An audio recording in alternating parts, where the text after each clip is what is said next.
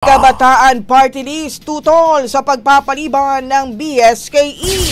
Brigada Jigo Custodio, ibrigada mo. Brigada Live Report. Tinututulan ng Kabataan Party List ang pagpapaliban sa Barangay and Sangguniang Kabataan Elections 2025.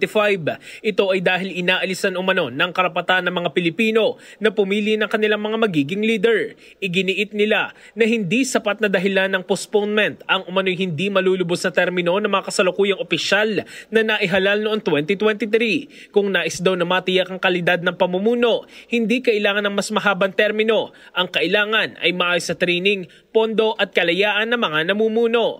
Kinumpirma ng Commission on Elections na lalagdaan ni Pangulong Bongbong Marcos sa August 12 ang batas na itatakda ang BSKE 2025 sa unang Lunes ng November 2026 sa halip na sa December 1.